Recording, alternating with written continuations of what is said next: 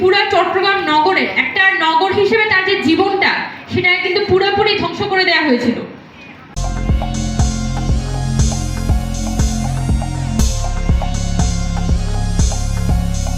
Hello Bangladesh, স্বাধীন সংবাদের পারি যাতে আমাদের যারা নগর পরিকল্পনাকারী আছে তাদের মধ্যে যাতে একটা ভিশন তৈরি হয় যে একটা শিশু বা একটা কিশোর সে আসলে একটা নগরকে, একটা উন্নয়নকে আসলে কিভাবে করে দেখে।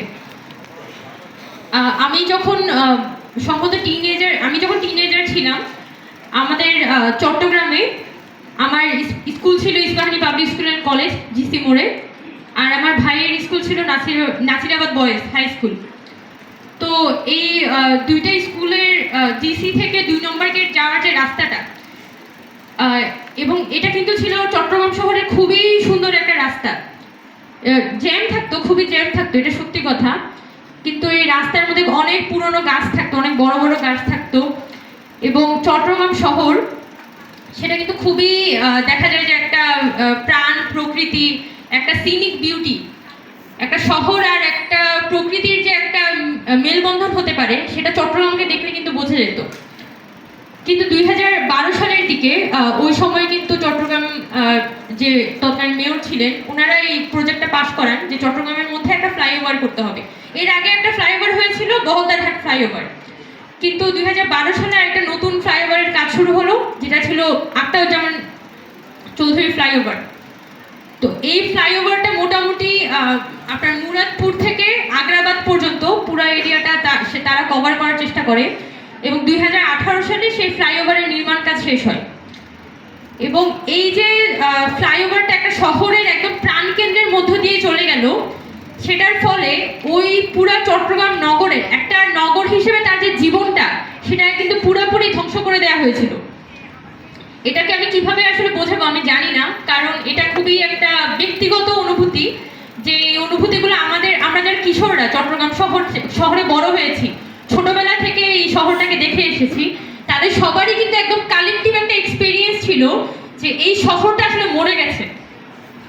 এবং এই দিনের পর দিন যখন এই উন্নয়নের নামে এখানে একটা ফ্লাইওভার চাপিয়ে দেওয়া হলো, আবার একটা নতুন করে পরবর্তীতে একটা এক্সপ্রেসওয়ে চাপিয়ে দেওয়া হলো, বঙ্গবন্ধু টানেল চাপিয়ে দেওয়া হলো, এই যে বিভিন্ন ধরনের উন্নয়ন চাপিয়ে দেওয়া হলো যেগুলোর কোনো জরুরত আসলে ওই শহরটার ছিল না। চট্টগ্রাম শহরে এমন কোনো বিশাল জ্যাম হয়ে যেত না যেটার জন্য আপনার আগ্রাবাদ থেকে 2 নম্বর গেট পর্যন্ত একটা ফ্লাইওভার করার লাগে, বরং এখানে অনেক বেশি আপনার ওভারপাসের দরকার ছিল যাতে একটা গাড়ি 4 রাস্তার মোড়ে সহজে এক রাস্তা থেকে আরেক রাস্তায় পার হতে পারে। সেটার জন্য যদি ওভারপাস নির্মাণ করে দেওয়া যেত বা আন্ডারপাস নির্মাণ করে দেওয়া যেত, ওই ফর্মে যদি একটা নগরায়ন হতো, ওই ফর্মে যদি উন্নয়ন হইতো, তাহলে টাকাটাও বাঁচতো, আবার মানুষের যে একটা শহর সেটাকেও কিন্তু সেভ করা সম্ভব হতো। কিন্তু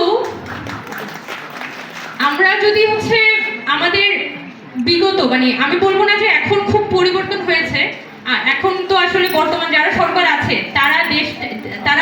তাদের নগর ভাবনা কিন্তু এতটা স্পষ্ট না, তারা কিন্তু এখন একটা প্রসেসের মধ্যে আছে, তাই এটাকে নিয়ে ক্রিটিক করার আসলে সুযোগ কম। কিন্তু বিগত যে আওয়ামী লীগ সরকার ছিল তাদের নগর ভাবনাটা খুবই স্পষ্ট। তারা শুধুমাত্র এখানে ফ্লাইওভার বানাবে, তারা এক্সপ্রেসওয়ে বানাবে, তারা বড় বড় স্থাপনা বানাবে, এবং এটার ভিত্তিতেই তারা দেখাতে চাইবে যে দেখো শহরটা মেগা সিটি হয়ে গেছে। এবং চট্টগ্রামকে তারা বেসিক্যালি ঢাকার মতো একটা মেগা সিটি বানানোর প্রতিযোগিতার মধ্যে নেমে পড়েছিল, যার কারণে চট্টগ্রামের যে একটা প্রাণ প্রকৃতি, চট্টগ্রামের যে একটা প্রাকৃতিক সৌন্দর্য, সেটাকে পুরোপুরি মেরে ফেলে, সেটাকে পুরোপুরি ধ্বংস করে সেখানে এই ফ্লাইওভারগুলো নির্মাণ করা হয়। এবং এটা আমার খুবই একটা দুঃখজনক একটা মেমোরি।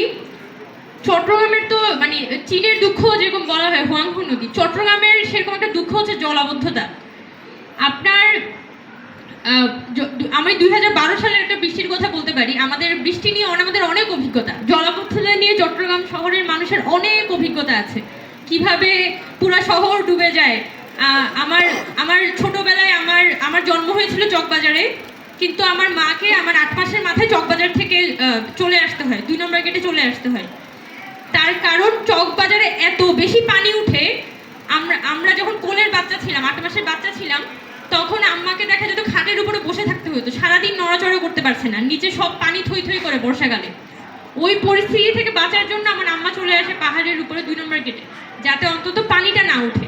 এবং এটা চট্টগ্রাম শহরে খুবই কমন এক্সপিরিয়েন্স, সবারই কিন্তু এটা এক্সপিরিয়েন্স যে এলাকাগুলোতে পানি ওঠে সেই এলাকাগুলোর মানুষের জীবনযাত্রা এক ধরনের থেমে যায়। এবং আওয়ামী লীগ সরকার আসার পরে তারা কিন্তু প্রথম কথা বলেছিল যে তারা আসলে জলাবদ্ধতার সমস্যাটার সমাধান করতে চায়, কিন্তু জলাবদ্ধতার সমস্যা বাদ দিয়ে তারা যখন এই ধরনের দেখা যায় অবকাঠামোগত উন্নয়ন করতে থাকে, এটার ফলে কি দেখা যায় 2012 সালে আমরা যখন ক্লাস 7-এ পড়তাম তখন যে ধরনের জলাবদ্ধতা হতো, যে ধরনের থই থই করতো, পুরা শহরে পানি জমে গেছে আর আমাদের নানান ধরনের ফন্দি ফিকির করে স্কুল শেষে বাসায় ফেরত যাওয়া লাগতো। মানে পুরা শহরই তো আসলে পানির মধ্যে, তো বাসায় যাওয়ার জন্য রীতিমতো ঘুরে টুরে নানানভাবে 3-4 ঘন্টা পর বাসায় যাওয়া লাগতো। এগুলো চট্টগ্রাম শহরে খুব কমন এক্সপিরিয়েন্স।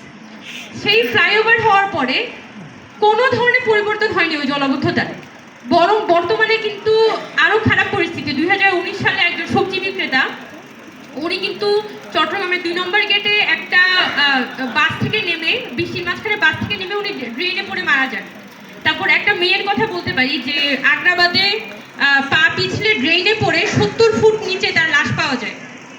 সে গিয়েছিল চশমা কিনতে, তার মামার সাথে দোকানে চশমা কিনতে গিয়েছিল, কিন্তু পা পিছলে সে ড্রেনে পড়ে 70 ফুট নিচে তার লাশ পাওয়া যায়। এটা হচ্ছে আমাদের নগরগুলোর অবস্থা। তো আমি সেই জায়গা থেকে এক একটা নগরের পরিস্থিতি আসলে এক এক রকম। আমরা যখন নগর পরিকল্পনা নিয়ে কথা বলি তখন আমরা অনেক বেশি আসলে ঢাকা নিয়ে ভাবি যে ঢাকা নগরের পরিকল্পনাটা আসলে কেমন হবে, কিন্তু আমি যেহেতু চট্টগ্রাম থেকে বিলং করি, আমি দেখেছি চট্টগ্রাম নগর নিয়ে ভাবনা আর ঢাকা নগর নিয়ে ভাবনা কখনো একরকমের হইতে পারে না।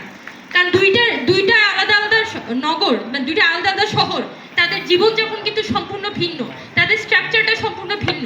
তো সবাইকে কিন্তু আলাদা আলাদা করে ডিজাইন করাটা খুব জরুরি। আমরা যদি একটা হলিস্টিক্যালি ভাবতে চাই যে একটা নির্দিষ্ট পরিকল্পনা থাকবে, ওইটার মধ্যেই সবগুলা, মানে একটা বক্সের মধ্যে সবগুলো শহরকে ফিট হইতে হবে, বিষয়টা এরকম হবে না। তো ঢাকার ক্ষেত্রে অবশ্যই এটা ওনারা এগুলো নিয়ে প্রচুর কথা বলেছেন, হয়তো আগামীতেও কথা বলে যাবেন যে ঢাকা শহরের পরিকল্পনাটা আসলে কেমন হওয়া প্রয়োজন। কিন্তু আমি যেহেতু চট্টগ্রামের মানুষ, তো আমার চট্টগ্রামের জায়গাটা আমি বলার চেষ্টা করেছি যে চট্টগ্রামের আসলে যেটা দরকার ছিল এখানে কোনো ধরনের উন্নয়ন না করা, বরং শহরটাকে তার মতো করে থাকতে দেয়া। যদি একান্ত কোনো কিছু ইচ্ছা হতো তাহলে রাস্তাগুলো একটু ওয়াইড করা, রাস্তাগুলো একটু বড় করা, যাতে এখানে ট্রাকগুলো যাতায়াত করতে পারে, যাতে এখানে অন্তত গাড়িগুলো নির্বিঘ্নে যাতায়াত করতে পারে। এতটুকু করলেই কিন্তু চট্টগ্রাম শহর অনেক কিছু হয়ে যেত, অনেক বেটার হতো। কিন্তু সেটা না করে আপনি জলাবদ্ধতার সমস্যাটাকে সমাধান না করে এখানে শুধুমাত্র ফ্লাইওভার আর এক্সপ্রেসওয়ে করে বর্তমানে আমাদের প্রচুর পরিমাণে অর্থ অপচয় হয়েছে। একই সাথে আমাদের যে একটা শহর ছিল, আমাদের টাইগার পাস, অসম্ভব সুন্দর একটা জায়গা, সে আমাদের থেকে 2 নম্বর গেট থেকে পতেঙ্গা যাওয়ার যে রাস্তাটা, টাইগার পাস থেকে পতেঙ্গা যাওয়ার যে রাস্তাটা, এই পুরো রাস্তার মধ্যে অসংখ্য সুন্দর অসংখ্য একটা সিনিক বিউটি আছে। প্রত্যেকটা জায়গা কিন্তু ধ্বংস করেই উন্নয়নগুলো করা হয়েছে। তো সেই জায়গা থেকে মানে এই কথাটা বলা প্রয়োজন যে আমাদের শহরটাকে কিভাবে উন্নয়নের নামে পুরোপুরি একটা মৃত নগরীতে পরিণত করা হয়েছে, যার ফলে চট্টগ্রামে এখন আমি যদি চট্টগ্রামে যাই, আমার বন্ধুর সাথে আমি দেখা করব, আমার রেস্টুরেন্ট ছাড়া যাওয়ার আর কোনো জায়গা থাকে না। আমি কোথাও একটা পার্কে বসতে পারি না, কোথাও আগে টাইগার পাসে ছেলেরা আড্ডা দিত, এখন টাইগার পাসে যাওয়ারও কোনো জায়গা থাকে না। পুরা রাস্তাটা হচ্ছে যে এক্সপ্রেসওয়ের কারণে নষ্ট করে ফেলা হয়েছে। তো এভাবে আসলে মানুষের জীবনটা আসলে সংকুচিত হয়ে যায়। আপনি বন্ধুর সাথে আড্ডা দিতে যাবেন, সেটাও আপনার দিতে হবে আসলে রেস্টুরেন্টে, কারণ বাইরে দাঁড়ানোর, বাইরে বসার কোনো ধরনের স্পেস নাই। তো আমি আমার একটা এক্সপিরিয়েন্স এই জায়গা থেকে শেয়ার করেছি যে আসলে নগর হতে হবে মানুষের জন্য, নগর হতে হবে মানুষ সেন্ট্রিক, যে মানুষের কি দরকার সেই অনুযায়ী হচ্ছে একটা নগরকে রিডিজাইন করতে হবে। সেটা না করে যখন আমি একটা প্রজেক্ট জাস্ট হচ্ছে একটা পূর্ব পরিকল্পনা এটার উপর চাপিয়ে দিতে থাকবো, তখন কিন্তু আসলে শহরগুলো মরে যেতে থাকে, মানুষের জীবন সংকুচিত হতে থাকে, এবং যার ফলে আমাদের যে ভবিষ্যৎ প্রজন্ম, হয়তো আমি 2005 সালে চট্টগ্রামটা দেখেছি, আমি 2010 সালে চট্টগ্রাম দেখেছি, কিন্তু আমার 15 বছর পরে যার জন্ম, 2015 সালে যার জন্ম, সে কিন্তু এই ফ্লাইওভারের চট্টগ্রামই দেখেছে। তো তার জন্য আমি কি শহর রেখে যাব, আমি তার জন্য কি ধরনের দেশ রেখে যাব, এগুলো ভাবাটা আসলে খুব গুরুত্বপূর্ণ। সেই জায়গায় আমি শুধু এতটুকুই বলতে চাই যে আমাদের শিশুরা, আমাদের ভবিষ্যতের শিশুরা, তারা যাতে প্রাণ খুলে নিঃশ্বাস নিতে পারে, তারা যাতে তাদের শহরটাকে অ্যাজ ইট ইজ 50 বছর পর্যন্ত অ্যাজ ইট ইজ একই শহর দেখে যেতে পারে, সেটা নিশ্চিত করাটা, মানে শহরকে একদমই ভেঙে চুরে প্রতি মুহূর্তে নতুন করে নির্মাণ করার কোনো প্রয়োজন নাই। মাঝে মাঝে শহর যেমন আছে তেমনই রেখে দেওয়াটাও গুরুত্বপূর্ণ। তো এই জায়গাটা আমাদের ভবিষ্যৎ প্রজন্মের জন্য যাতে আমরা নিশ্চিত করতে পারি, সেটা আমাদের ভাবা দরকার। এই মানে খুব বেশি কথা বাড়াবো না, ধন্যবাদ সবাইকে।